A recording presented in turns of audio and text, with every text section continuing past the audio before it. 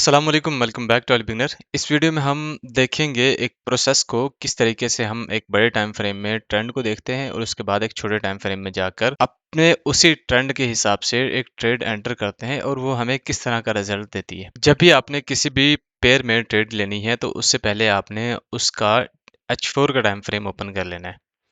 ठीक है, और उसमें देखना है आपने कि ट्रेंड किस टाइप का बन रहा है, यानी कि किस तरफ का ट्रेंड बन रहा है।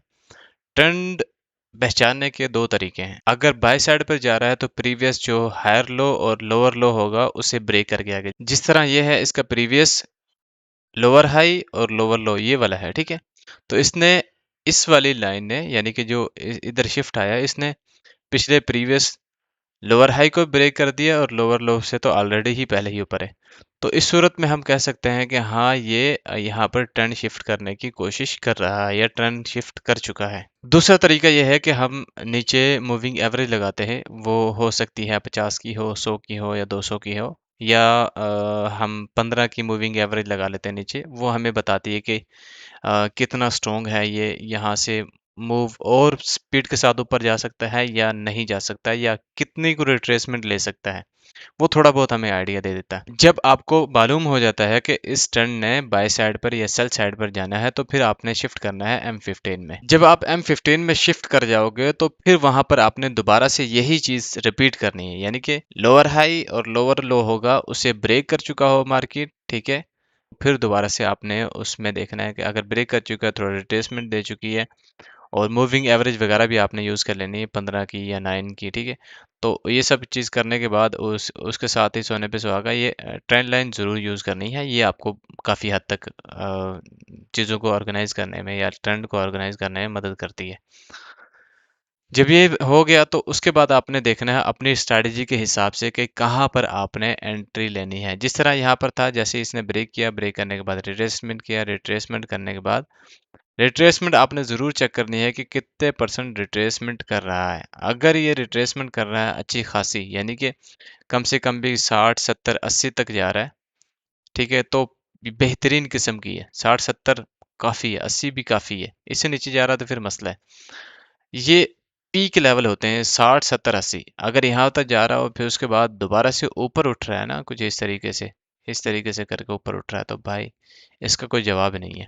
लेकिन फिर भी जो है 30-40 भी आ रहा है तो ये आपके लिए इनफ होता है। अब ऐसा ना समझना कि मैं यहाँ पर आपको बता रहा हूँ कि यहाँ से बाय जाएगा, ऐसा नहीं है। ठीक है, ये मुमकिन है कि यहाँ से मजीद सेल चला जाए।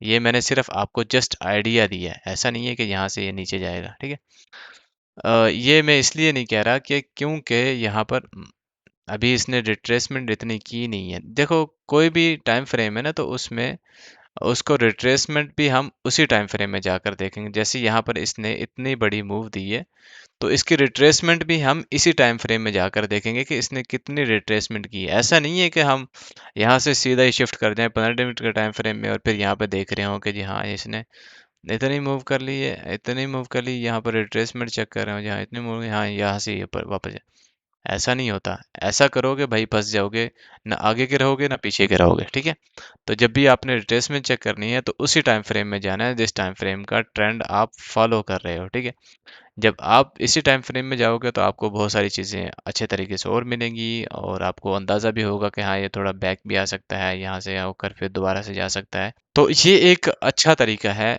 ट्रेड में एंटर होने का, यानी कि बड़े टाइम फ्रेम का ट्रेंड तलाश करो, बड़े टाइम फ्रेम में ट्रेंड देखो कि किस तरह का ट्रेंड बन रहा है, बाय साइड का है सेल साइड का है। जिस साइड का भी बन रहा है फिर छोटे टाइम फ्रेम में जाकर, यानी कि अगर बड़े टाइम फ्रेम में बाय का ट्रेंड बन रहा था तो छोटे टाइम फ्रेम में जाके आपने बाय की ही ट्रेड तलाश करनी है, वो भी अपनी स्ट्रैटेजी के मुताबिक। और अगर सेल का है तो सेल की ट्रेड तलाश करनी है अपनी स्ट्रैटेजी के मुताबिक। एवं ही नहीं घुस जाना, सही है। आपको ऐसा नहीं है कि आपको पता चल गया कि हाँ बाय साइड पर जाएगा तो फिर आप घुस गए, एवं ही घुस गए, एवं ही नहीं घुसना। अपनी स्ट्रैटेजी तलाश करनी है, उसके मुताबिक आपकी जो बन रही है तो ट्रेड लेनी है, अदरवाइज नहीं लेनी ट्रेड। सही है, सीधी सीधी सी बातें मैं बता रहा हूँ भाई। अगर नहीं समझ आती तो दोबारा रिपीट कर देता हूँ या दोबारा से वीडियो को देख लेना आप। बिल्कुल आसान अंदाज में, बिल्कुल आसान अल्फाज के साथ मैं समझाने की कोशिश करता हूँ। ठीक है, तो अगर H4 के टाइम फ्रेम में ट्रेंड देख रहे हो तो फिर उसके लिए M15, और अगर 1 घंटे के टाइम फ्रेम में अगर आप ट्रेंड देख रहे हो तो फिर उसके लिए 5 मिनट काफ़ी होते हैं, ठीक है? और अगर डेली के टाइम फ्रेम में देख रहे हो तो फिर उसके लिए 1 घंटे वाली जो होती है ना कैंडल, वो काफ़ी होती है। लेकिन ये फिर स्लो हो जाता है, ये स्विंग ट्रेडिंग में आ जाता है। और अगर H4 में देखते हो तो फिर वो इंट्राडे में आ जाता है, H1 में देखते हो तो वो भी इंट्राडे स्कैल्पिंग में आ जाता है, इंट्राडे या स्कैल्पिंग में। क्योंकि H1 में देखोगे तो वो 5 मिनट के टाइम फ्रेम में जाकर आप एंट्री लोगे ना तो वो स्कैल्पिंग ही गिनी जाती है, इंट्राडे नहीं गिना जाता, ठीक है? तो आई थिंक ये बातें आपको समझ आ गई होंगी। अगर समझ आ गई हैं तो दुआ में याद रखिएगा, अपना ख्याल रखिएगा। ओके, अल्लाह हाफिज़।